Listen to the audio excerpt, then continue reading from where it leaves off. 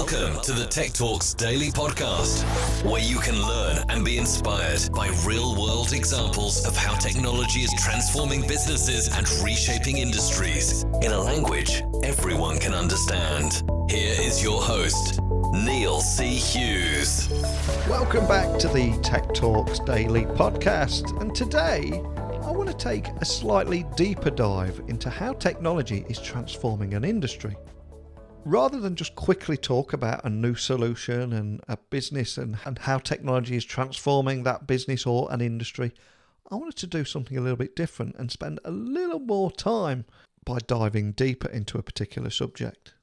And I want to take a real world problem and follow it through from encountering the issue, going into solution mode, and looking at tech to create something new and make a difference. Can I do all that within an hour? Well, let me try. So there's going to be no scene setting or spoilers from me this time. We're going to dive straight in and hear about the story behind a global healthcare platform called SolveCare. So a massive warm welcome to the show. Can you tell the listeners a little more about who you are and what you do? Sure. Thank you for having me on the show. My name is Pradeep Goel. I'm the CEO of SolveCare. My background has been in healthcare all my life. Very early on, right out of college, I got pulled into healthcare and benefit management, and neither of us left each other. So I've stayed with that journey. And over the years, I've had the privilege of looking at healthcare from many different angles, which has given me a very holistic view from an administrative point of view, from a clinical point of view, from a financial management point of view. And I have built a number of health tech companies to serve this market of benefit administration, care coordination, and financial and payments in the healthcare space. And SolveCare is my latest venture. And I think the most exciting and the most promising and the most impactful when it comes to how much we can and will impact the lives of patients and the ability of the physicians to take care of them. So this is very exciting times, but it's been a journey of almost 30 years in healthcare technology, from back end to front end to middleware to everything in between. Excellent. And although this is a daily tech podcast, and I am excited to talk about SolveCare, and we'll get there in just a moment. But a question I've got to ask you after your intro there is, after nearly 30 years of experience in healthcare IT, what was it that motivated you to establish a decentralized healthcare platform that's actually built on blockchain technology? Is there a story behind that? There is, and it's really the journey. So I've had the privilege and the learning experience of building most of the legacy system architecture framework technology that today is used in benefit administration and care coordination and payments. And we've had varying degrees of success, but one thing that I always struggled with, whether I was a vendor to a big insurer or a hospital system, or I was an executive inside the organization buying from other vendors, and I've had all those roles, was always this notion that we're building yet another castle with a small window through which patients and doctors can peer in. I always had the feeling that we give a lot of lip service, and even well-intentioned investments are made in systems that ultimately do not engage or empower you and I as a patient or caretakers of patients, our children, our parents. And similarly, physicians that I talked to always said, your systems tend to be traffic cops, not enablers. You tend to be someone who I see as an adversary, or I tend to see as someone I have administrative burden I had to overcome. You're never on my side of the table delivering care to the patient in the most effective and efficient way. And it became clear to me, having built and overseen billions in investment as a CIO, as a chief information officer, as a chief technology officer, as a chief operating officer, as a CEO of these various health tech and insurance companies, that we seem to be missing something very fundamental. And that is the ability to maintain and establish and maintain a trusted relationship with my key stakeholders. As an insurance company, I have to have very effective and trusted relationship with my doctors, what we tend to call providers, so providers of care. And I have to have a trusted relationship with my patients if I'm going to ever be seen as someone who has the best interest of the patient and the doctor at heart. And I just never have that position. And no matter what I do, I'm always met with that question, you're doing this to help yourself and your bottom line. You're not doing this to help me. And it's because fundamentally, whoever controls the data has the power. And whoever has the information, the complete view or the bigger view, is going to be able to make decisions that may be better for their business and not for the patient. So long story short, I found this to be a challenge that everybody had given up saying, well, we just can't change the provider behavior or the patient behavior. We are just an insurance company. We're just a government agency. We're just this. We're just that. And that became the mantra, the wisdom, that do the best you can, but don't challenge the relationship fabric, which needs to exist but doesn't exist. So now we fast forward to SolveCare, before even blockchain. And I had come to the conclusion that this conventional wisdom has to be challenged. We have to reestablish relationships between patient, insurer, physician, and other parties. But minimally, that triangle has to be redefined, or any chance of improving healthcare while reducing cost and while eliminating the unnecessary avoidable pain and suffering, we are not going to achieve it by investing in the old paradigm. So I was starting to look for a different way where patient-centric care models can be delivered. And the question wasn't blockchain, the question was, this has to be done. So then we are looking at all ways to create this fabric, this coordination of benefits, coordination of care, and coordination of payment fabric. And in that research of what can we do, and the word decentralized wasn't in our thinking. Our thinking was point of care, point of service, point of need, point of delivery, point of payment. Where action is happening is where we need to be present, was the thinking. And then we came across blockchain in that research and said, wait, if this can be truly the fabric that is decentralized, if this fabric can truly be extended into the hands of the patient and the doctor, and this fabric can be used to establish, maintain, and ensure that the relationships are being conducted in the way they should be conducted, couldn't we then finally reestablish trust between these parties, which is sorely lacking and desperately needed? And that became an epiphany for us. We never looked at blockchain as a cryptocurrency, fabric and got us excited. That was not it. But when we understood the blockchain or distributed ledger technology as a way to establish relationships, have them be transparent in terms of the rules of the relationship, but to be private in terms of the content of the relationship, we realized that that's a balance that nobody has ever achieved in healthcare or in blockchain. And SolveCare then jumped into it with both feet and all of our existence to say, this is the transformative technology, if we apply it to reestablishing a trusted triangle of relationship between patient, doctor, payer, or the payer of claims, the provider of care, and the receiver of care, the patient, us, our families. That triangle, if we reestablish that on blockchain, and if we allow this to operate in the context of care coordination, benefit coordination, and payment coordination, we will redefine healthcare, not just in the US, but globally. And I'm happy to say that by and large, we've been proven right.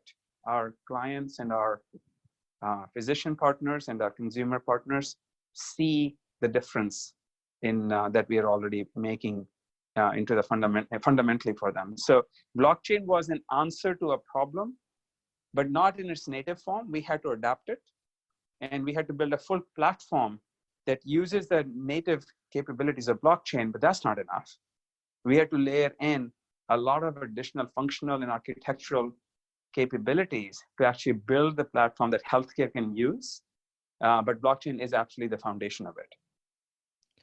It's so refreshing to hear your story there, especially because it began without even thinking about technology. It was all about the challenge and then exploring the problem. And it just turned out to be that obviously blockchain was the answer to that problem. But so often now we're seeing tech solutions that are looking for a problem first, aren't we?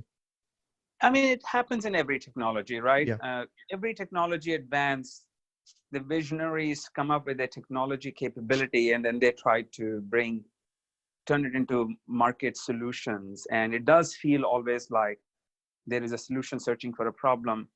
And many technologies fail the test of whether they bring enough business value to survive, right? Yeah. And they fall into the dustbin of history. But then some technologies do actually deliver on a core transformative capability that, when married to domain experts like us, will transform that industry. Now, I can tell you that blockchain will deliver on its full promise in every industry around the planet. Yes, there is ample, the art of possibilities is enormous.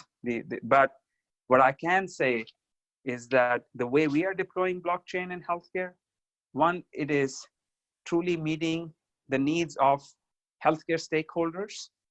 And I think it is really about time where we stop being adversarial between this, in this triangle, started to have a mechanism through which it can trust the other party's actions and intentions and control over and residency of data. And if we can address that, we will make life better for human beings.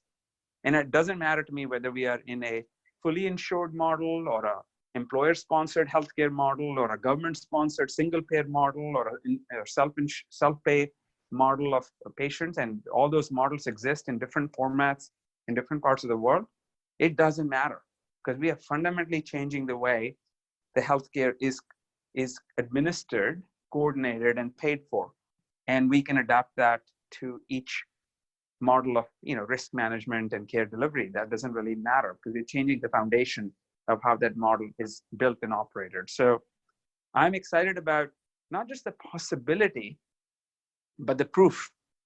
To me, the only thing that matters is not what I think and conceive of is possible. I always tell my team, let's focus on delivering a tangible, proof-driven value to a key stakeholder or stakeholders. Once we have that data under our belt, then we can talk about the rest. So SolveCare, as you might look at the history and realize that we weren't very big on promising a lot. We were always big on doing a lot and then coming back to the market and saying, this is what we did. This is how we accomplished a transformative change. And that's, I think, what is necessary to convert something like blockchain as a concept and as a potential into something that business can buy. And I've always focused on the business. I've always focused on the insurance company, the government agency, the employer group, the human resource management or third-party administrator, whatever the terminology is, it doesn't matter.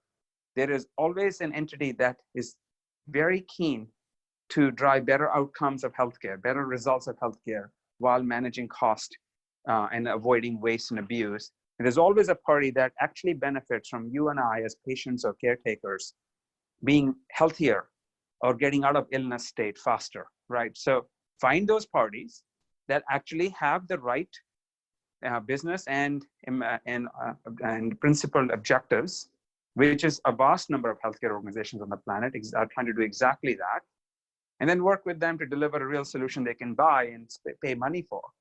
And the ultimate test is somebody willing to write a check for this, right? If it's all theory and it's all on the basis of, well, this is what could be done, may be done, but nobody's willing to write a check for it, it's all theory. So my focus was to sign client who will actually pay for the platform, and assign the next one that will pay for the client, for the platform, and will actually use it, and will actually demonstrate through key well-defined performance indicators that it works. Now you know that the promise of blockchain isn't theory. The promise of blockchain is actually delivering tangible business value, tangible human value. And now we are onto something. So that's been the journey, 2.5 years, very intense 2.5 years. Feels like more like 25 years in terms of what we have done. But it's the whole idea that blockchain itself, great promise, got to be wrapped inside a solution that the market needs, wants, and will pay for. And for people listening in 165 countries that are just hearing about SolveCare for the very first time, just to help with that proof-driven value, can you tell me more about how SolveCare is actually making healthcare affordable, accessible, and also improving patient outcomes? There are a number of, so first what we did is we built a healthcare platform that allows a much more effective and model of a relationship model that is based on well-developed, well-designed care protocol that they can operate on. So in other words, in simple, non-technical jargon, we built a platform where patients, doctors, and those who are responsible for managing or paying for the healthcare between patient and doctor to collaborate effectively along three core business objectives. Coordination of benefits, which is around who is entitled to receive what care from whom, under what conditions, who's responsible for how much of the cost and so on, which is called the benefit coordination around your health plan eligibility, around your ability to find a doctor, make an appointment, see the doctor, understand the cost, pay the bill. The second pillar is around quality of care, managing effective care. So that's called care coordination versus benefit. So one is act of managing care, the other is the act of delivering care. So in terms of care coordination, we are very excited about the things we have done and we are planning to do, which is around focusing on specific needs of specific population groups who are participating in our blockchain and can then receive the very relevant, actionable, pointed information just in time to know how to manage their care around a disease, say diabetes or cancer or hypertension or managing potential risk of heart failure. These are all clinical conditions that we want to manage more effectively. And we have already demonstrated clearly that by building a care coordination fabric on a blockchain, we can improve the clinical outcomes, we can reduce the clinical risk, which is ultimately what we want. The only measure that matters in the end is, can we save lives and can we improve lives? That's it. Otherwise, all end to what? So whether we can save a diabetic 55-year-old adult male who is at high risk of a heart failure and statistically will have a heart attack over the next 5 years with a 70% probability, can we reduce that probability from 70% to 30%? Can we avoid, out of a population of 100,000 such patients, instead of 70,000 having a heart attack, can we cut that number down to 30,000? That's 40,000 lives saved, 40,000 families from getting massively disrupted. So those are the kind of metrics we care for. We care for actual impact, whether it's financial impact or care quality impact, or it is the experience impact. The third track that our platform does is financial. So in terms of pricing transparency, knowing how much services will cost and who will pay, and what's your share and what is your insurance company's share, and what your friends and family can do to support you when you are unable to afford your prescription, and falling off the prescription is catastrophic because of the kind of clinical condition the patient has. Those are, and then of course, never forgetting eliminating waste and overutilization and overbilling. Those things are financial. That's what impacts economies, not just people. And in US, healthcare is now, a quarter, it's approaching 20%, and some people say it's already crossed the 20% threshold of the GDP. That's a staggering number. We're talking trillions of dollars a year spent in healthcare. And we know as a nation, we cannot withstand that growth curve in terms of cost. And the similar kind of problems, although at a smaller scale, but no different fundamentally, we see everywhere around the world. So we have to make healthcare, we have to focus on the value of care rather than just the cost of care. And that's what we have been driven by. So those three pillars is what we are managing: effective coordination of benefits, effective coordination of care, and effective coordination of payments. That's easily said. It's an incredibly complex ecosystem. And to solve this problem with any kind of a repeatability and not to build a one-off solution, we invest a lot of our time and money, in fact, all of our time and all of our money, in building a platform that addresses these three with blockchain as the underlying coordination fabric. And I can tell you, I don't think at this scale or this ambition has ever been attempted in any seriousness before.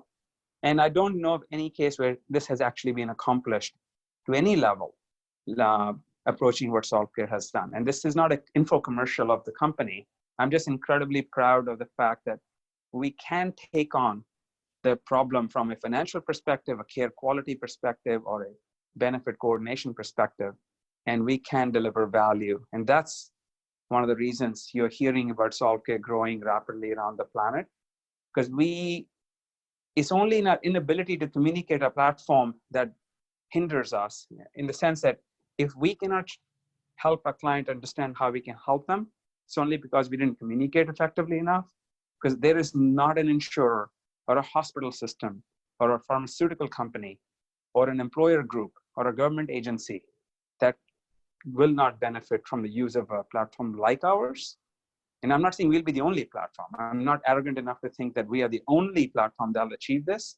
But today, we are the leaders in conceiving how to use blockchain in a way, rather how to solve this problem. And yes, blockchain is an absolute essential component of how that happened. I think we could have done it without blockchain. I get asked this question all the time. Couldn't you do this without blockchain? Sure, you could. It's going to be unbelievably more complex and expensive. And the cost of entry for our clients would be much higher. The time to market would be much longer. And in the end, the market economics would say, well, great idea, but we just can't afford it. We just can't afford to wait this long, spend this much money, and take the IT risk and the integration challenges. And that's when a CIO, which is what I used to be, and I can sit in that chair and say to myself, would I buy a platform that is that risky, that expensive, and that slow to go to market? And the answer would probably be no. So the vision was not made possible, is possible without blockchain, but the friction to achieve that vision would be so much higher that economically we would not be sustainable. So the value of blockchain is it makes what needs to be done that much more achievable within the framework of an affordability, accelerated time to market, and the actual adaptability in terms of security and privacy and all those factors. So I think that it happened, blockchain arrived, not a day too soon into our world. And we were already very much convinced that a fundamental change is needed in the way patient-physician-payer relationship exists and how it should exist. So that acute need met an acute strength in terms of the technology. And then it was up to us to make it happen. So we did. And on this Daily Tech podcast, I often talk about how technology works best when it brings people together. But if we look at the healthcare industry, how do you see technology, and more specifically blockchain, helping in regards to things like chronic disease management? Sure. It's actually, you will hear in the next couple of days, and I'm happy to announce it here, that one of our largest initiatives that we've been working on for a good year now is the launch of a diabetes care coordination network.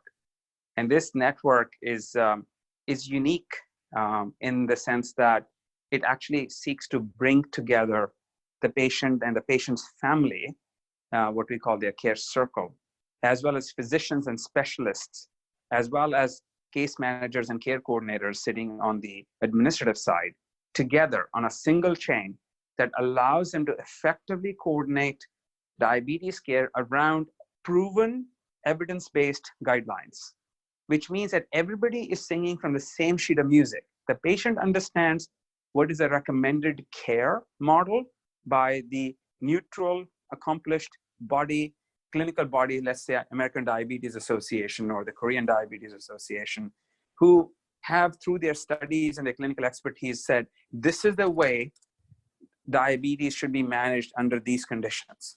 Those guidelines are indisputable in the sense that that's the framework under which every clinical care model should be executed. Whether I'm a hospital or a doctor or a dietitian or an ophthalmologist, these guidelines establish my code of conduct, my protocol of care. So we took those protocols of care, we wrapped them into the SolveCare platform as the care protocol, establishing the right actionability under right circumstances. We brought together patients, doctors, specialists, care coordinators, and patients' extended family onto the chain. and built relationships between their respective care wallets that allows all these relationships to act in the best interest of the patient. And then we delivered the right care cards to the right patient at the right time, which is then synchronized with other wallet knowing about what's happening. So the magic of this fabric is this. Let's say that I am, as a patient, need to report certain adverse symptoms I'm starting to experience. I mean, today my option is that I can call my doctor, wait 3 days, go get an appointment, go present to them what's happening. Maybe the symptoms have disappeared by then. I'm no longer concerned, probably won't go anymore because my symptoms have receded. And I probably will not inform anyone, or if I do inform it, it will be an episode that will be treated as an episode and then it'll be forgotten. In our framework, in our SolveCare platform, the diabetes care coordination works completely differently. As soon as I report my symptoms through my care wallet, not only is my physician notified, so is my extended family in my care circles, so is the insurer who may need to pre-approve specialty care and or other intervention. I can even get a transportation card sent to me immediately by a concerned stakeholder, be it my physician, my parent, or be it my insurer, or my government agency, or my friends, saying you need to go. And the appointment can be made immediately by the care coordinator if I'm too sick or disinterested in handling that administrative burden. All that happens through the care wallet on the chain, with appropriate events being shared with appropriate parties. So everybody knows that Pradeep has a care episode, and that care episode can then be coordinated to the proper outcome. So we can also start evaluating real time if this represents an episode or a continuum. And all that happens in the platform with an elegance and ease. And the most important part is actions and reactions and inactions of every stakeholder is also an event on the chain. So we can see what action was taken in hindsight, what action should have been taken, and identify care gaps and notify the party that is responsible for addressing the care gap, but through an event, and say, look, you need to know that you should have done the following 3 tests when you came to your office and you only did 2. So we encourage you to do the 3rd test and we're sending you a prepayment. So you can see the incredible complexity of healthcare is that healthcare is a team sport. People think it's just patient-doctor. It's not. It's never just patient-doctor. It's an army of people behind the scenes that need to be engaged to ensure that this little episode of me going to visit a doctor to explain my symptoms to them, that's not an isolated thing. That's not just one event. This is a multitude of events that cascade from that visit, before and after. And we coordinate all that. So this has never been accomplished. We've seen a lot of diabetes care solutions that are point solutions, apps you can download from the web and read about diabetes and enter your data, but it is never coordinated with all the parties that I mentioned, let alone anyone. So these point solutions serve a very useful purpose in educating the patient, but not really empowering, the sense that they allow me to deal with the condition in a manner that actually drives the right outcome at the right cost, and somebody's going to pay for it, and somebody's going to make sure that it actually worked. So in a simple sentence, I want to change the feeling that when I'm sick, I'm alone and I have to go find the doctor and get care and hope that works. We are actually able to now have me understand and measure my needs and my treatment and my results against the optimal. And everybody who should be informed is informed, but only knows as much as they need to know. So my privacy is protected. My consent is needed and given for care and for billing and for information sharing. And all that happens because the blockchain allows me to have different stakeholders participate on the chain using their own care wallet, but the wallet gives them only the necessary view into the chain, depending upon what their role is. So it's magnificent in what we have accomplished. Because let me tell you that I tried to do this many times before with the disease management systems and with portals and with apps. And every single time I built an information highway on which there were no cars. Nobody adopted it for the fear of it not being decentralized, it being controlled by one party, it being managed by one party. And as a doctor, I don't trust it. As a patient, I don't trust it. So here we go again. Beautiful, beautiful house, nobody lives in it. That's what we eliminated. We eliminated that barrier because everybody has only the right level of responsibility. Their roles are well defined, and those roles can be audited. The chain does not lie.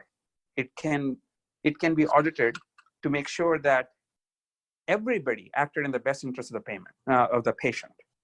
And that certainty that we can audit every action, reaction, inaction against what should have been done eliminates this question, can I trust you?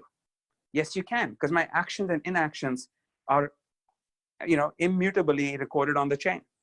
As a result, you can always come back and say, yep, that seemed to have been the right action in the right circumstances. It also reduces risk for doctors. In many countries, they can be often questioned in retrospective. Did you do the right thing? It's called physician liability. There's a lot of cost and risk involved with being retroactively questioned on whether the physician did the right thing in the interest of the patient. And the same thing applies to insurance companies. They can be challenged. Did you approve or deny the right care given the circumstance? Were you, trying to save money while harming the patient? This chain takes that risk away. We approved care protocols based on the approved clinical guidelines by an independent authority. So I did what the ADA said I should do. Now, if that was not the right thing to do, there was nobody who could have made a better decision because we followed evidence-based guidelines for clinical treatment. So it de-risks the insurance company or the government agency or the employer from being challenged when they had the right intention. But of course, healthcare is going to have its own set of challenges and surprises. So it allows them to be participants in the chain the right way.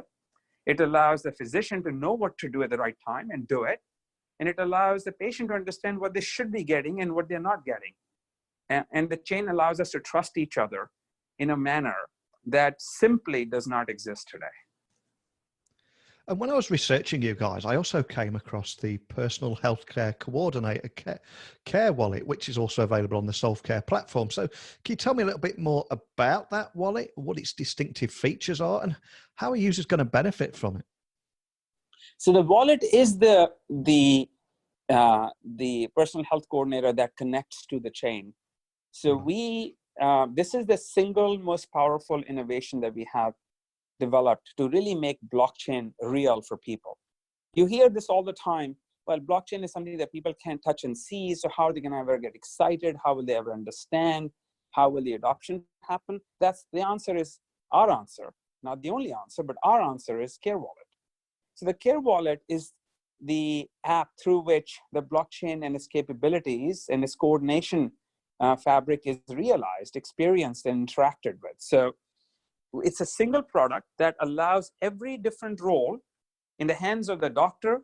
It has different set of functionality in the hands of the specialist, slightly different in the hands of the insurer, different in the hands of the patient, different in the hands of the family member of the patient, different.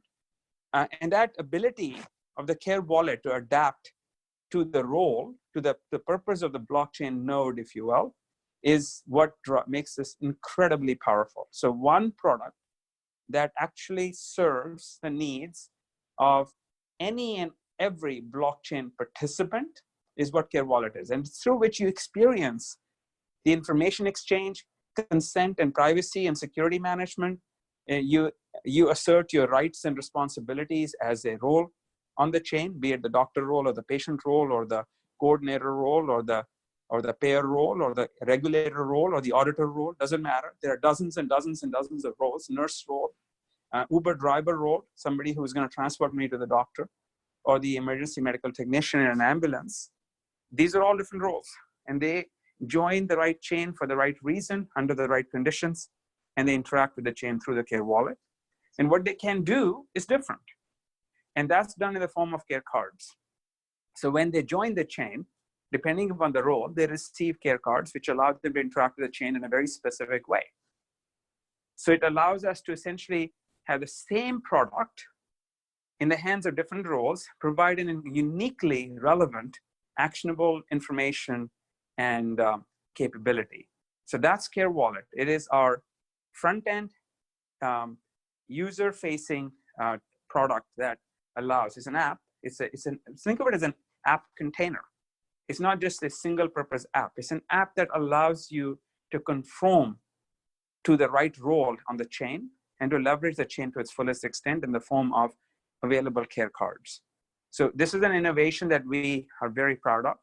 We are in the process of filing a patent for it because it is something that we believe truly helps blockchain be visualized and utilized the way, if you will, the iPhone allowed us to visualize and utilize this whole concept of apps.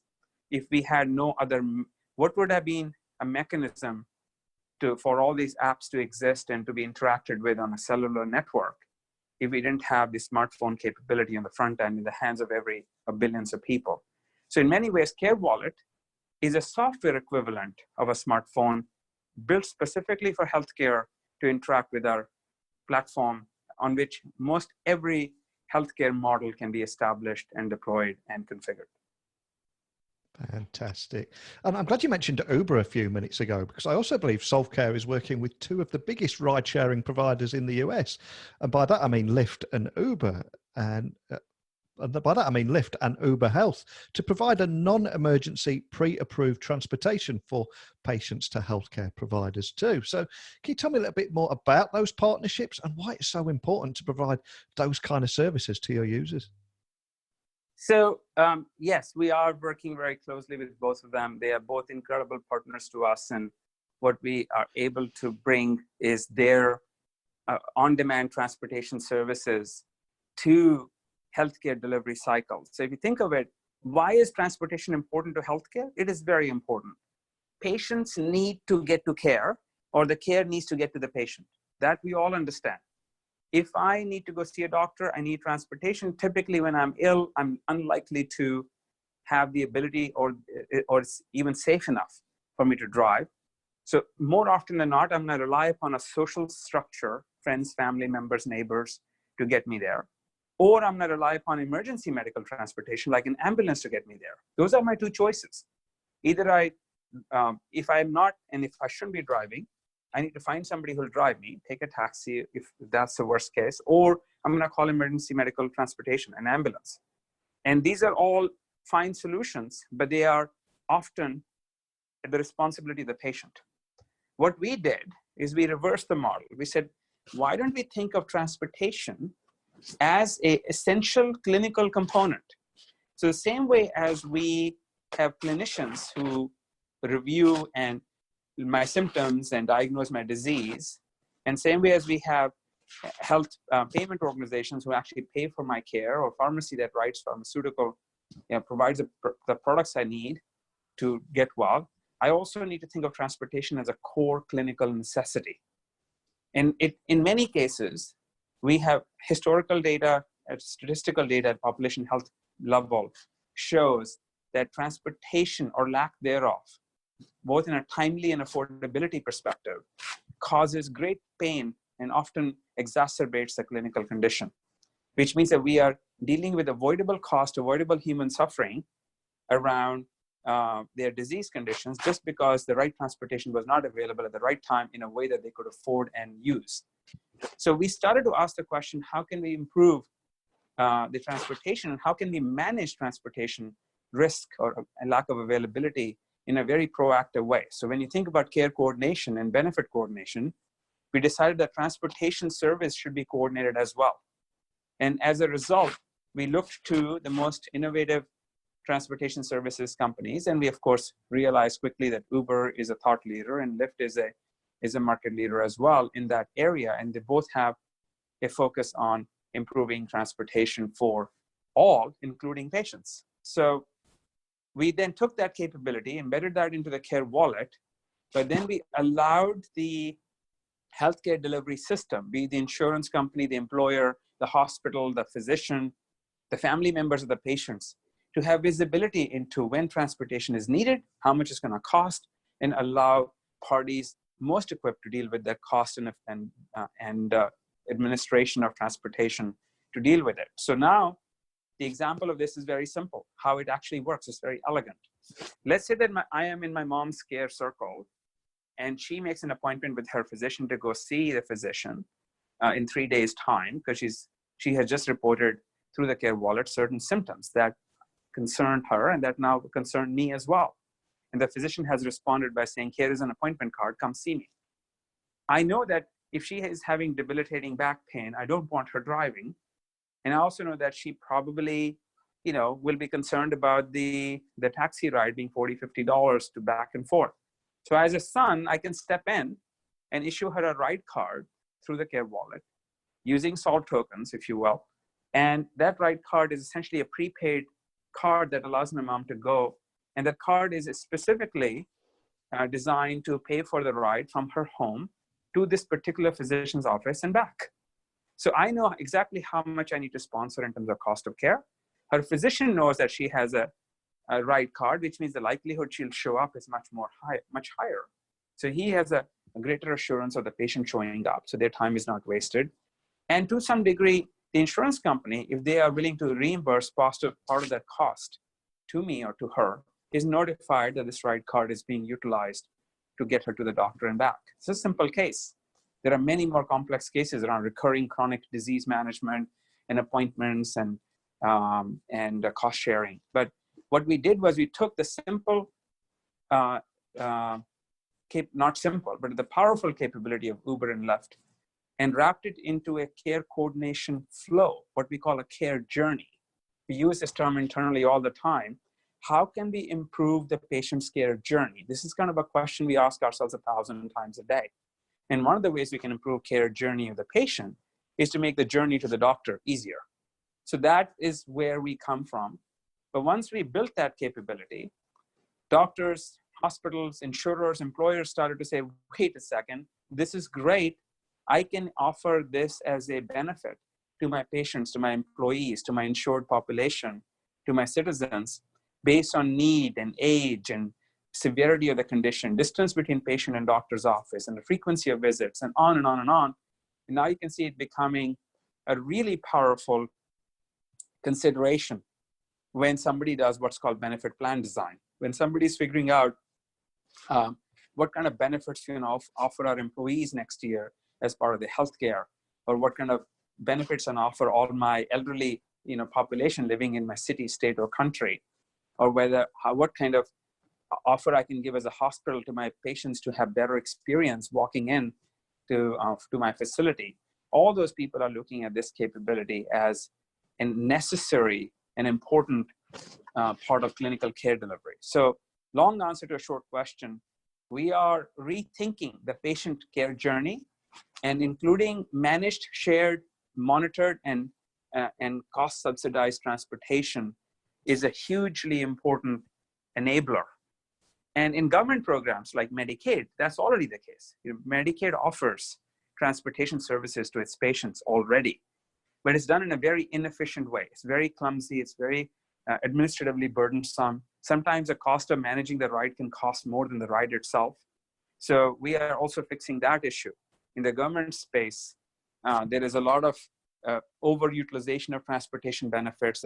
There's also under availability of transportation services because they contract with one or two services providers with limited bandwidth.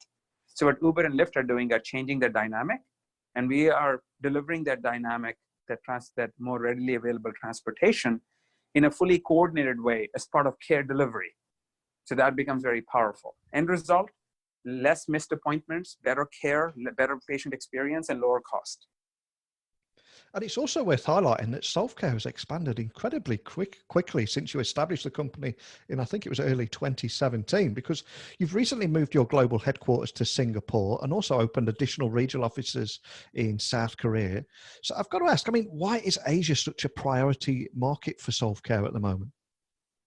So, to us, we are truly global. So in that regard, we don't think that Asia is higher priority or lower priority. It is a priority. And so is the US. But what we find ourselves responding to right now is that the appetite for our solution and our blockchain and our care wallet is about as strong in Asia as we imagined it would be in the US. And we are blessed to have very strong appetite in the US, but we saw a similar, if not slightly higher need. And in a market where a lot of things are being thought from the ground up, because healthcare in Asia has been Asia is not a homogeneous, unified region. There's dozens of countries with different regulations and different cultural and economic factors at play. That's a given. But regardless, there is a massive population center in Asia with a significant rising incidence of disease, chronic diseases because of lifestyle changes. Diabetes and cancer and asthma and COPD and congestive heart failure are rising quickly. And because they're rising quickly in such a vast population, the numbers are staggering. There are more diabetics in Asia than there are people in the United States and Canada combined. So if we are going to impact humanity in the most meaningful way, we can't ignore the numbers in terms of disease conditions and clinical care availability challenges and transportation challenges. So in just sheer numbers of people who can benefit from our platform, Asia is inescapably the place where we have to bring our solution to. Even the cost per unit might be lower in Asia in terms of the services, healthcare services. The number of healthcare units that need to be processed each year is staggeringly high. So long and short of it is that follow the impact. Where do we make the greatest impact? We make the greatest impact where there is a high cost of care and there's a need for improving care quality and coordinating care. So US and the G20 countries jump up.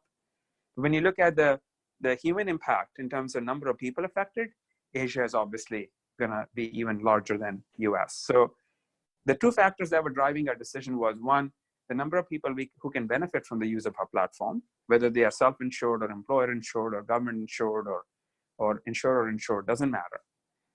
And they will benefit from it. And the second is that when we went to our client, to our target client in Asia and tested our hypothesis, we got very enthusiastic response and a very aggressive pursuit of how quickly can I bring SolveCare platform to my region, to my country, to my health system. And we realized that we owe it to ourselves, we owe it to our clients, and we owe it to the patients to focus on that. So moving the global healthcare, global headquarters of SolveCare to Asia is in many ways an emphatic statement that we are here and we're going to focus on the need of the population and the business and the enterprise and the citizenship of a country. We're going to deliver to you solutions similar and of similar quality and impact as we are building in the US. But we are not taking our eyes off the US, right? I spent my entire life in my career working in the US healthcare sector. And that is home turf. And that's where we will always have a need and a strategic advantage. But we think that, and we believe it, and numbers are bearing out, that Asia is going to be an equally important. So in effect, what we did was we decided that our global HQ should operate out of Asia, where there's the greatest population centers, where we can serve in close proximity. And we have regional or continental offices around the world anyway, and we'll continue to expand that way. And our roots in US will never be really shaken, but we need to establish new roots in Asia. That's where we're coming from. And like you said, SolveCare is a global healthcare platform. So a question that immediately raises with me is, with healthcare systems varying greatly in terms of structures and regulations, etc., all the way across the world, how is emerging technology helping you implement your platform, but on a global scale? So, healthcare is very local, right? The old adverb around healthcare is that, like politics, healthcare is very local. And that is very true. But there's a more fundamental trait in place. Healthcare is universal in the sense that the relationship between a patient and a physician and an administrator is also universal. What changes are the rules of relationship. What changes is who bears the risk and who bears the responsibility. So, that triangle is always in place. The question is, what is the nature of the line connecting the two parties? What does the patient-provider relationship look like? What does a patient-insurer relationship look like, if any? And what does the patient-provider-insurer-administrator relationship look like? Those triangle exists. The question is the color and the density of the line. So, and that's the beauty of our platform. It was designed to allow for relationships to be defined. So if you simply extend the premise that we are a relationship management platform for healthcare, then the ability to define your relationship is not a particular challenge. It's not easy, but that's what we are designed to do. So we are able to walk into a new healthcare delivery system and understand that their relationships are slightly different here, whether it's a risk assumption or the responsibility or the access or the pre-authorization or lack of pre-authorization, and payment at the point of care versus payment post-care. These are different relationship models. So we redefine them in the care protocol, and we published a different set of cards and that are governed by different set of relationships. So we designed the platform to be global. We knew that going in, that healthcare is very local and very, very much dependent upon regulatory and legal and cultural factors. And that will ultimately color the relationship between doctor and patient. And we knew that, and we designed for it. So I'm not saying any of this is super easy, you just do it. But if you plan for it, and if you build for it, then you can do it. And that's where SolveCare is coming from. So, and that theory is being tested in reality as we speak on the ground. We are talking to insurers, in Europe, in Asia, in Middle East. We're talking to government agencies, hospital systems, and evaluating their solution requirements to the platform capability, what we call the fit gap process. And we're finding that the general assumptions and the rules that we are capable of defining in the platform does meet their requirement. So you're going to see the outcome of that is that SolveCare is going to be able to, and already is on its way to delivering equally important but slightly different configuration of care networks, as we have done in the US, as we'll do in Asia and the Middle East. So the care network model that our platform supports, where different relationships are configured as needed, is proving to be very resilient and very capable of dealing with regional differences. And I can't let you go today, of course, without talking about SolveCare's own cryptocurrency, which is called Solve. So can you outline the main areas where the Solve token can be used? Yeah, so Solve is a dual purpose token. It's a utility token, which is designed to give clients access to our platform. And then it's a network token, which is designed to give network participants access to the network. So those are the two fundamental ways SolveToken is used as a utility. So as a client, when you license a Solve platform and stand up your own care network on it, you pay us in Solve tokens, but that's the currency we accept payments in, and that's in which how the platform is priced based on number of participants and number of transactions and whatnot. There's a complex pricing model, but the client pays us in those tokens. And then the second is when a participant of a network, be it a patient, provider, payer, taxi driver, whatever, when a network participant consumes or provides network services in the care network, then the currency of payment is SolveToken as well. And of course, we have to abide by local regulation wherever we go, but that's the core premise of SolveToken. And the objective is that Solve as a common currency of network services will allow a patient to move around the planet and join different networks based on their clinical and geographical and employment relationships, and have the portability of the Solve token as the vehicle to access care services, no matter where you are. I may be insured by my employer in Singapore, but when I'm traveling to Malaysia and I need to buy pharmaceutical products, can I use the Solve tokens in my wallet to acquire those? And those tokens are issued by my insurer. So as a result, I have a uniform currency that applies in every SolveCare network, whether it is around a disease or around a service or around employment or around geography. And we expect over the course of the next few years, hundreds of networks to be available for care platform, care wallet to join. And supportability of payment through SolveToken is going to be an absolutely fundamental capability. And we thought through that, and we designed the SolveToken to serve both as a platform utility and as a network utility token. And that I'm very proud of, because very few tokens, if any, truly had the foresight to think about how the token will operate in the hands of the business versus how the token will operate in the hands of the patient. But we did, and we adapted our vision along the way, but not so fundamentally. It really was it was a good idea to have thought that through early on and have designed the SolveToken to do both. And that allows us immense utility and flexibility in how token drives value.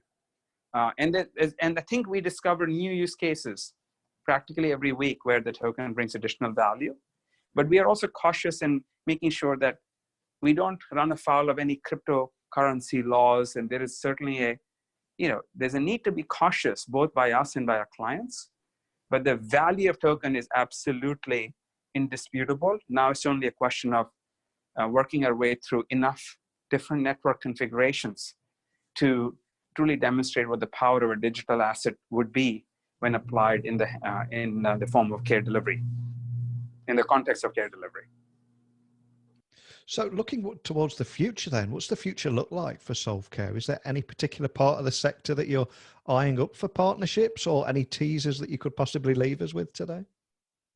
So as you might have noticed, we brought in a chief medical officer recently, and that is, I think, the biggest statement around our future. So Dr. Hanekam has been a chief medical officer in organizations where I was an executive with him, and I have always been impressed by his visionary approach to patient-first model of care delivery. And he has sat on the insurance side of the table, the employer side of the table, on the administrative side of the table, and certainly as a physician. So unique perspective in how healthcare should operate. And he is one of those people who is passionately, he's not the only one, but certainly he's one of the very clear champions of a patient-first model of care delivery. And that speaks to me. I don't believe that healthcare will be made better if we don't truly become serious about patient-first mindset. And that's what SolveCare platform ultimately is designed to do. So having said that, the reason I brought him on as a chief medical officer is to help launch more care networks, as many care networks as we can, under sponsorship by our clients, and in some cases by other agencies and even not-for-profit agencies, to offer the greatest variety of care models on our platform to patients and physicians and payers. So his expertise is a good indicator of where we are focused. We are focused on launching networks around chronic disease management for diabetes and cancer and leukemia and arthritis and pulmonary diseases and congestive heart failure and so on, and dementia and Alzheimer's and so on and so forth. And our goal is to target the most damaging disease conditions that are debilitating, expensive, and disrupt lives of millions or billions of people. So his mission is the mission of SolveCare, the current mission of SolveCare, in addition to scaling around the globe and getting more clients to come on board, is to develop as many of the care coordination fabrics around evidence-based guidelines. We have already built a diabetic network, diabetes care network, and now I have in sight another dozen or so networks along of similar ilk. So that's one. So what I hope to see in a couple of years and expect to see is literally every major disease condition that impacts a significant population of the planet to have evidence-based care protocol and care network established on the Solve platform.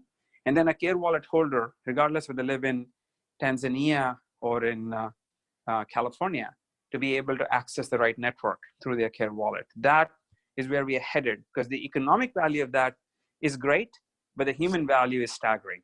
And for anyone listening that wants to continue the conversation that we started today, can you remind everyone listening of where they can find you online, and equally contact your team or join your community too? So yes, we have a very robust online community on Telegram where we have tens of thousands of people actively engaged, physicians and patients and so on. And that's the Telegram channel of SolveCare, which is quite easily discovered. Then we have a email system set up for info@solve.care for any general inquiries around partnership or what we're doing. We do have, of course, Twitter and Facebook and all those social media channels, and LinkedIn, where I am present. But really the best way to reach out to us is to simply write to us at info@solve.care. And we have that mailbox is actively monitored, or join our community on Telegram, or follow us on Twitter or Facebook or LinkedIn, but I would say Telegram is the most active community today, where we have constant interaction and constant dialogue happening. And then similarly, we have a fairly active group on LinkedIn that stays robustly engaged. But my team monitors all these channels, and we will respond no matter which channel you connect with us. Excellent. Well, I'll add all those links to the blog posts that accompany this podcast over on my site, techblogwriter.co.uk. But what I've loved about our conversation today was getting to hear your story, which all began with coming across a problem and a challenge, and then you were looking at how to overcome that. And then it was only at the end, when you were exploring technology solutions, that you actually went down the blockchain route. And more often than not, I see so many companies doing it completely the opposite way around. So it's refreshing to hear this story. And I can't thank you enough for coming on and sharing it with me today. So thanks again. Yep, thank you. Appreciate the opportunity and great questions. And I certainly would love to hear from your community, and advice or guidance or criticism. It's all welcome. We are on a journey, and I tell this to my team all the time. The journey we have begun deserves to continue long after I'm gone from SolveCare or gone altogether. This is a multi-generational journey that we have started, and I hope the next generation will pick up the mantle and keep running with it. And Solve is an agency, an organization that is committed to the very long cycle of necessary change. We're making an impact immediately, but we know that our potential will not run out for decades. And so this is a journey I'm proud to have started, but I know that many of the listeners are going to end up finishing it. What a great story. I mean, yes, SolveCare is a global healthcare platform which aims to redefine care coordination, improve access to care, empower the consumer with information, and eliminate fraud and waste from healthcare all around the world. And yes, SolveCare is the first company to actually utilise digital currency and blockchain technology in healthcare for value-based payments.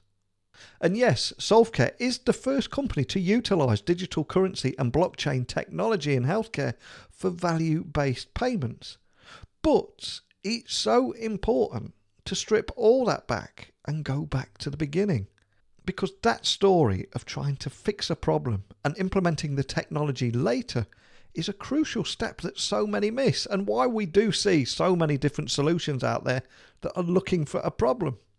Start with the problem, find the tech later. But hey, that's just the rantings of a former IT guy that has seen too many departments rush off and get distracted by shiny technology rather than looking at the problem itself. But this is your show too. I want to hear opinions from all sides of the argument. So please, email me your thoughts to techblogwriter@outlook.com or tweet me at Neil C. Hughes. And if you have any other ideas about the kind of topics that you would like me to cover on this podcast, let me know. But I'm afraid we're out of time again. I will be back tomorrow, same time, same place, a completely different technology with a completely different story of how technology is transforming an industry. But it's time for me to sign off. So a big thank you for listening, and until next time, don't be a stranger. Thank you for listening to the Tech Talks Daily Podcast with Neil C. Hughes. Remember, technology works best when it brings people together.